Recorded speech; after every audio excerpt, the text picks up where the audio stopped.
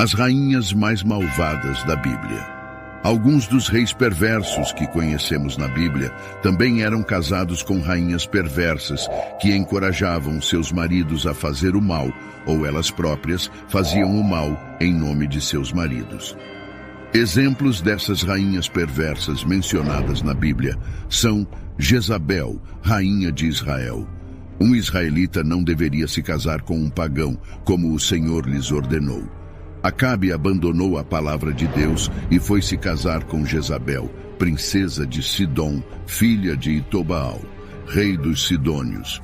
Jezabel e Acabe, seu marido, ainda mais empurraram o reino de Israel para a idolatria, pois eles estabeleceram a religião de Baal no reino. Jezabel era filha do sacerdote, rei Itobaal, governante das cidades fenícias de Tiro e Sidom. Seu nome em fenício significava prímula, mas o nome exato em hebraico Jezabel significava casta ou um montão de lixo, como era conhecida. No Antigo Testamento, Jezabel era esposa do rei Acabe. Acabe era o monarca do reino de Israel durante esse tempo. Não só Acabe seguiu Jeroboão na idolatria, mas também se casou com Jezabel, que era filha do rei dos Sidônios. Ambas as ações contribuíram para a reputação de Acabe como um rei extremamente perverso. De acordo com o livro dos reis, Acabe foi reconhecido como o rei que era o pior de todos os reis. Ele foi capaz de causar uma grande quantidade de destruição ao longo de seus 22 anos de governo. Este era o homem com quem Jezabel era casada. Era abundantemente evidente que ela utilizava Acabe para alcançar seus objetivos nefastos, e ele não exigia muito convencimento. Esta foi a primeira vez que um rei de Israel se aliou por casamento com uma princesa pagã. Ela adorava Baal. Jezabel decidiu praticar o culto satânico de Baal em vez de adorar o Deus do Senhor. 1 Reis 18, versículo 19. Agora, envie e reúna a mim todo o Israel sob o Monte Carmelo, e os 450 profetas de Baal, e os 400 profetas dos bosques, que comem na mesa de Jezabel. A prática do culto a Baal se espalhou em Israel durante o reinado de Acabe, e a prática do culto a Baal também afetou Judá. Diversas partes adoravam Baal de maneiras diferentes, e Baal provou ser um deus altamente universal. Diferentes locais destacaram um ou outro de seus atributos e projetaram seitas especiais de baalismo. Baal é retratado nas esculturas usando um elmo adornado com chifres de touro, um símbolo de força e fertilidade. Ele segura um clube ou massa em uma mão, provavelmente representando o trovão, e uma lança adornada com folhas na outra, possivelmente representando tanto o relâmpago quanto a vegetação. Depois que se casaram, Jezabel foi bem-sucedida em convencer Acabe a aceitar Baal. Ela era uma mulher que ansiava por mais poder e procurava silenciar qualquer um que tentasse desafiar sua autoridade. Ela não era dirigida por nenhum princípio, não era constrangida por nenhum medo de Deus ou homem, e era zelosa em seu compromisso com a adoração pagã que praticava. Ela não poupou esforços para manter a idolatria em toda a sua grandiosidade ao seu redor. Suas ações foram, de muitas maneiras, extremamente prejudiciais para o reino de Israel e Judá. O capítulo 21 dos Reis traça os eventos que levaram à morte de Jezabel e Acabe. Não há muitos casais na Bíblia que são menos atraentes de se ver do que o rei Acabe e a rainha Jezabel. No final de 1 Reis, somos apresentados ao seu crime obsceno e desagradável. Como eles sofreram de uma quase completa ausência de liderança carismática, foram forçados a recorrer ao engano, egoísmo e astúcia para alcançar seus objetivos. O local é Jezreel, onde Acabe e Jezabel tinham um palácio. Adjacente ao palácio havia uma vinha possuída por Nabote, o jezreelita, e Acabe desejava anexar a vinha para poder plantar um jardim de legumes lá. Nabote recusou-se a vender ou trocar suas terras, uma vez que a lei de Israel decretava que a propriedade deve permanecer na família a qual foi originalmente atribuída. Números 36, versículo 7. Portanto, nenhuma herança dos israelitas deverá ser transferida de tribo para tribo, pois cada um dos israelitas deterá a herança da tribo dos antepassados tribais de seu pai. Quando Jezabel encontrou seu cônjuge irritado e mal-humorado e soube da recusa de Nabote em vender sua vinha, ela assegurou a Acabe que a vinha logo seria dele. 1 Reis 21, versículo 8 ao 16. Então ela escreveu cartas em nome de Acabe e os selou com seu selo e os enviou aos anciãos e nobres que viviam com Nabote em sua cidade. Então, nas cartas que ela escreveu, proclame um jejum e sente Nabote à frente do povo. E sente 2 homens sem valor e sem princípios ao lado dele, e faça com que eles testifiquem contra ele, dizendo: você amaldiçoou a Deus e ao rei. Então, leve-o para fora e apedreje-o até a morte. Então os homens da sua cidade, os anciãos e os nobres que ali moravam, fizeram o que Jezabel lhes havia mandado, justo como estava escrito nas cartas que ela lhes havia enviado. Eles proclamaram um jejum e sentaram Nabote à frente do povo. 2 homens sem valor e sem princípios entraram e sentaram-se ao lado dele. E eles testificaram contra Nabote perante o povo, dizendo: Nabote amaldiçoou e renunciou a Deus e ao rei. Então eles o trouxeram para fora da cidade e o apedrejaram até a morte. Então eles enviaram uma mensagem a Jezabel, dizendo: Nabote foi apedrejado até a morte. Quando Jezabel ouviu que Nabote havia sido apedrejado e estava morto, ela disse a Acabe: levante-se, tome posse da vinha de Nabote, o jezreelita, que ele se recusou a vender a você, porque Nabote não está mais vivo, mas morto. Quando Acabe ouviu que Nabote estava morto, ele se levantou para ir até a vinha de Nabote, o jezreelita, para tomar posse dela. Jezabel, sendo a pessoa traiçoeira que era, armou Nabote de tal forma que parecia que ele estava sendo executado por desobedecer à lei de Jeová. Jezabel ordenou a morte dos filhos de Nabote, porque ela sabia que após a morte de seu pai, a herança iria para eles. A rainha perversa era tão metódica quanto ela era má em sua abordagem de seus planos malignos. Elias correu contra Acabe quando ele estava a caminho de tomar posse da vinha, e ele proferiu julgamento contra Acabe por assassinato e roubo.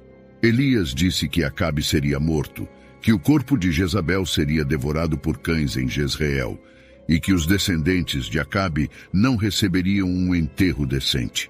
A severidade do castigo de Acabe pode ser compreendida considerando as profundezas a que ele afundou em sua busca pela idolatria. A Bíblia afirma que não havia ninguém como Acabe que se vendeu para fazer maldades. Depois que Acabe soube de sua destruição iminente, ele se curvou diante do Senhor em arrependimento.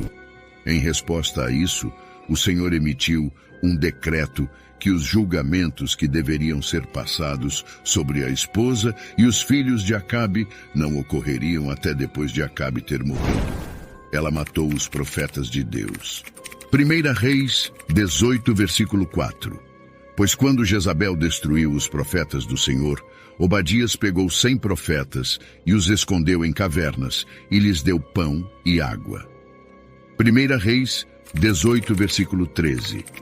Não foi dito ao meu senhor Elias: o que eu fiz quando Jezabel matou os profetas do Senhor, como eu escondi 100 dos profetas do Senhor em cavernas e lhes dei pão e água. Ela também tentou ao máximo matar Elias. 1 Reis 19, do 1 ao 4. Agora, Acabe contou a Jezabel tudo o que Elias havia feito e como ele havia matado todos os profetas de Baal com a espada. Então Jezabel mandou um mensageiro a Elias, dizendo: assim que os deuses me fizerem, e ainda mais, se até amanhã eu não fizer sua vida como a vida de um deles. E Elias ficou com medo e se levantou e fugiu para salvar sua vida. E ele foi para Berseba, que pertence a Judá, e ele deixou seu servo lá. Mas ele mesmo viajou uma jornada de um dia para o deserto, e ele veio e se sentou debaixo de um zimbro e pediu a Deus que ele pudesse morrer. Ele disse: é o suficiente agora, ó Senhor. Toma minha vida, pois não sou melhor do que meu pai. Elias, temendo por sua vida, fez o seu caminho para Horebe. Sua morte aconteceu de acordo com a profecia profetizada. Alguns anos depois, Acabe foi morto em uma batalha contra os sírios, e Jezabel continuou a governar por quase mais 10 anos após sua morte. Como sucessor de Elias e um profeta por direito próprio, Elisa reassumiu a cruzada de Elias para acabar com a adoração a Baal. Ele instalou um comandante militar chamado Jeú para ser rei de Israel, uma ordem que provocou uma guerra civil como Jeorão, filho de Acabe, e Jezabel, então governava. Jeú era um comandante de carros de guerra para o rei de Israel, Acabe, e seu filho Jeorão na fronteira de Israel, enfrentando Damasco e a Síria. Na história, Jezabel é lembrada como a personificação de tudo o que é astuto, traiçoeiro, maldoso, vingativo e cruel. Quando Jeú entrou pelos portões de Jezreel, ela olhou pela janela do palácio e disse: Zimri teve paz, que matou seu mestre. Ele levantou a cabeça e acenou para seus camareiros, que a seguraram pela janela. Ela foi rapidamente consumida pelos cães da rua, de acordo com a palavra de Elias, o tisbita, após o incidente de Nabote e sua propriedade. 1 Reis 21:19. E tu falarás sobre ele, dizendo: Assim diz o Senhor, você matou e também tomou posse? E tu falarás a ele, dizendo: Assim diz o Senhor, no lugar onde os cães lamberam o sangue de Nabote, os cães lamberão o teu sangue, até o teu. Seu nome passou a ser usado como sinônimo de mulher má. No entanto, tenho isto contra ti. Tu toleras aquela mulher Jezabel que se chama profetisa. Por seu ensino, ela induz meus servos à imoralidade sexual e à ingestão de alimentos sacrificados a ídolos. Apocalipse 2, versículo 20. Se você acha que Jezabel foi a pior, deixe-me apresentar a você sua filha. Número 2. Atalia, rainha de Judá. Atalia, ela era filha de Acabe, rei de Israel. Ela se casou com Jeorão, filho de Josafá. Ela provou ser uma rainha perversa, assim como sua mãe, a rainha Jezabel, seu pai, o rei Acabe, e seus irmãos, o rei Acasias e o rei Jeorão. Atalia, cujo nome significa afligida por Deus, reinou como rainha de Judá entre os anos 841 e 835 a.C. Ela sentou-se no trono de Davi. Seu nome significa afligida por Deus. O reinado de Atalia como rainha foi intercalado entre vários séculos, durante os quais Judá e Israel foram governados por reis e rainhas perversos. Atalia era uma fervorosa seguidora de Baal e, como resultado, ela era tão perversa quanto os monarcas que vieram antes e depois dela. O marido de Atalia, Jeorão, foi rei de Judá até sua morte em 841 a.C. Ao contrário de seu pai, Jeorão era um rei perverso. O filho de Atalia, Acasias, ascendeu ao trono aos 22 anos e estabeleceu-se tão mal quanto seu pai. Atalia guiou seu filho em seus planos diabólicos. 2 Crônicas 22, verso 3. Ele também andou nos caminhos da casa de Acabe, pois sua mãe era sua conselheira, e ela o encorajou a agir maldosamente. Acasias serviu como rei de Judá por menos de um ano, pois foi assassinado junto com o rei Jorão de Israel, que estava doente. Seu assassino foi Jeú, que originalmente era um comandante no exército do rei Acabe. 2 Reis 9, verso 25.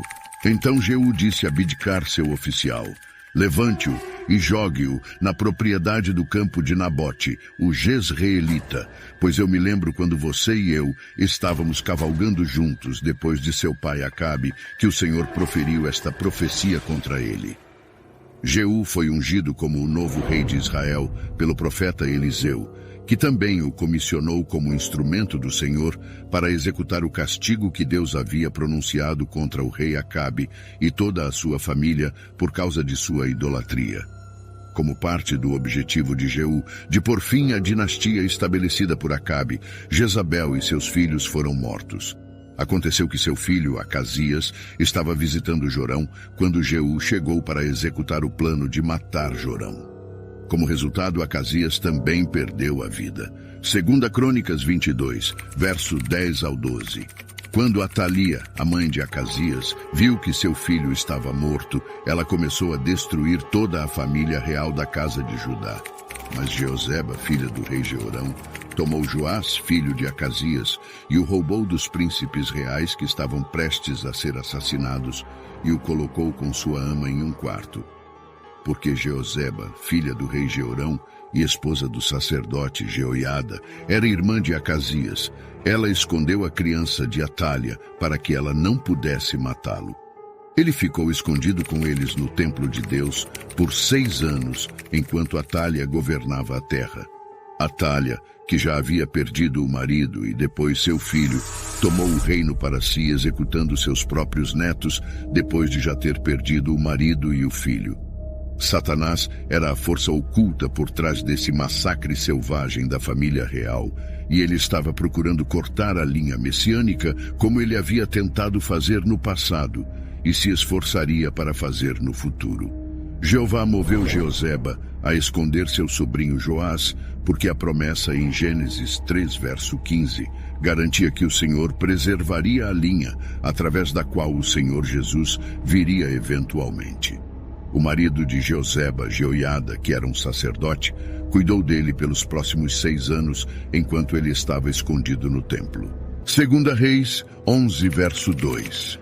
Mas Jeozeba, a filha do rei Jorão de Judá e meia-irmã de Acasias, tomou Joás, filho de Acasias, e o sequestrou dos filhos do rei que deviam ser mortos, e o escondeu com sua ama no quarto.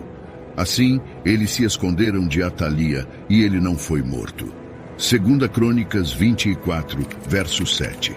Porque os filhos de Atalia, aquela mulher perversa, havia invadido a casa de Deus e também havia usado todas as coisas sagradas e dedicadas da casa do Senhor para os Baals. Sem o conhecimento de Atalia, um único neto escapou do massacre. Assim como sua mãe, ela adorava o Deus conhecido como Baal. Durante o reinado de Acabe e Jezabel, no auge do culto a Baal em Israel, Deus confrontou diretamente o paganismo por meio de seu profeta Elias. Primeiro, Deus mostrou que ele, não Baal, controlava a chuva enviando uma seca de 3 anos e meio. Baal era o nome do Deus que era adorado em todo o Canaã e Fenícia em tempos antigos. Durante o período dos juízes, a prática do culto a Baal entrou na vida religiosa judaica. Depois que Atalia reinou por 6 anos, o sumo sacerdote Jeoiada colocou guardas ao redor do templo e coroou publicamente o jovem Joás como o rei adequado. Enquanto o novo rei era ungido, o povo batia palmas e gritava: "Viva o rei!" 2 Reis 11, verso 12. Então Jeoiada tirou o filho do rei e lhe colocou a coroa, e deu-lhe o testemunho, uma cópia da lei mosaica. E eles o fizeram rei e o ungiram, e bateram palmas e disseram: "Viva o rei!" 2 Crônicas 23, verso 12 ao 13. Quando Atalia ouviu o barulho do povo correndo e aplaudindo o rei, ela foi até eles no templo do Senhor. Ela olhou, e lá estava o rei, de pé ao lado de sua coluna na entrada. Os oficiais e os trombeteiros estavam ao lado do rei, e todo o povo da terra estavam se alegrando e tocando trombetas, e músicos com seus instrumentos estavam liderando os louvores. Então Atalia rasgou suas roupas e gritou: "Traição, traição!" A rainha Atalia veio ao povo no templo para investigar os aplausos e gritos, apenas para encontrar um rival criança que ela pensou morta há muito tempo, agora usando uma coroa real. Mas o que deve ter alarmado ela ainda mais foi a realização de que o povo estava solidamente atrás dele. Ninguém ouviu sua acusação de traição. Afinal, ela era a usurpadora, não Joás. Jeoiada ordenou que ela fosse morta, mas não apenas dentro do templo. Ela foi levada ao portão dos cavalos, onde foi morta por suas atrocidades em Judá. Algumas pessoas ascendem a posições de autoridade por causa de sua paixão pela causa e seu sentimento de dever. Outros querem cargos de liderança por nenhum outro motivo, além de alcançar poder sobre os outros e desfrutar do sentimento arrogante que vem de estar em uma posição de superioridade. Na maioria das situações, descobrir que tipo de líder você tem não levará muito tempo. No caso de Atalia, tomar uma decisão não demorou nada. Assim que ela soube que Jeú havia tirado a vida de seu filho, o rei Acasias, ela se levantou e destruiu todos os herdeiros reais da casa de Judá, incluindo todos os seus netos.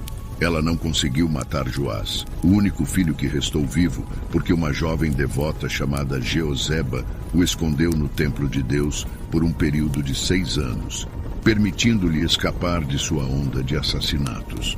Os atos que Deus havia prometido a seu povo, de que o Messias viria através da linhagem real de Davi, não fizeram absolutamente nenhuma diferença para Atalia. Esta é uma imagem de uma líder tão sedenta de poder que faria qualquer coisa para alcançar e manter seu título ilegítimo, inclusive assassinar seus próprios parentes. Atalia governou Judá por 7 anos.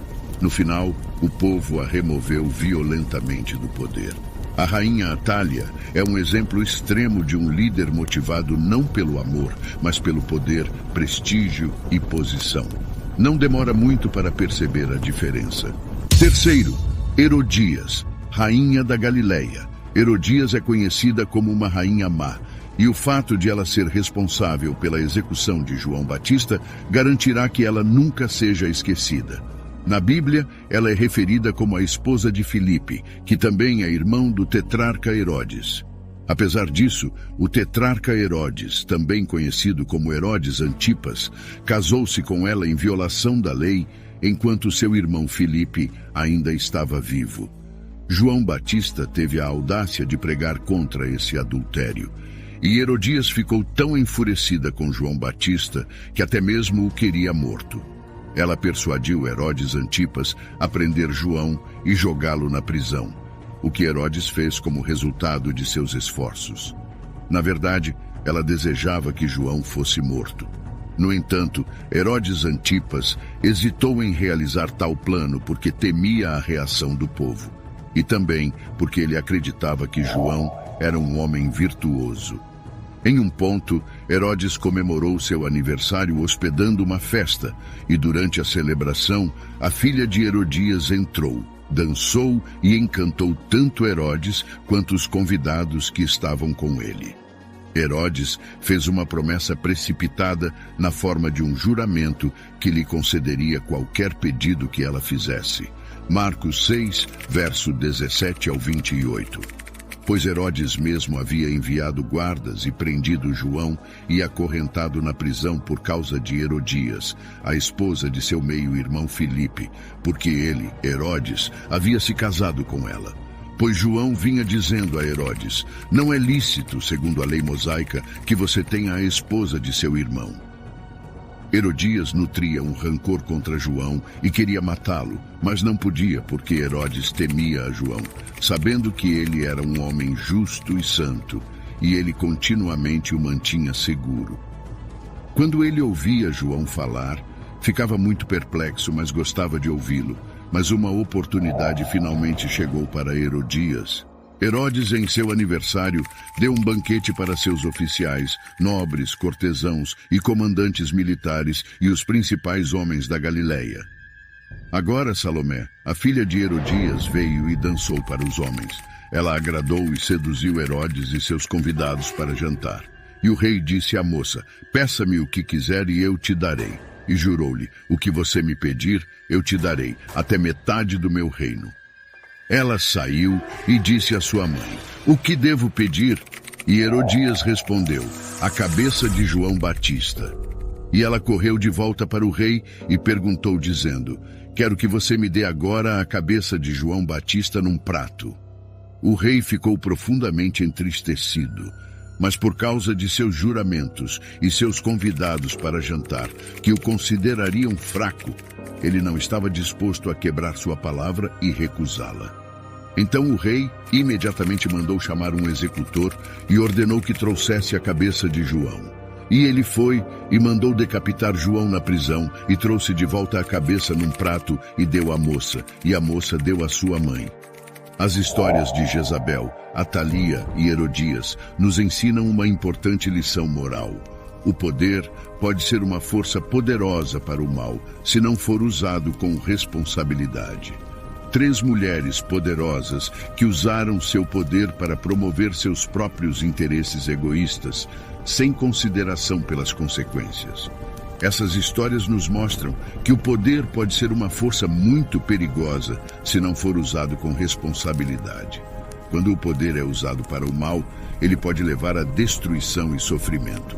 Por outro lado, quando o poder é usado com responsabilidade, ele pode ser uma força para o bem. Os líderes devem usar seu poder para promover o bem comum, não para promover seus próprios interesses pessoais. Seja guiado pelo amor, pela justiça e pela compaixão. Seja honesto e transparente. Seja humilde e aberto ao feedback. Seja responsável pelas suas ações.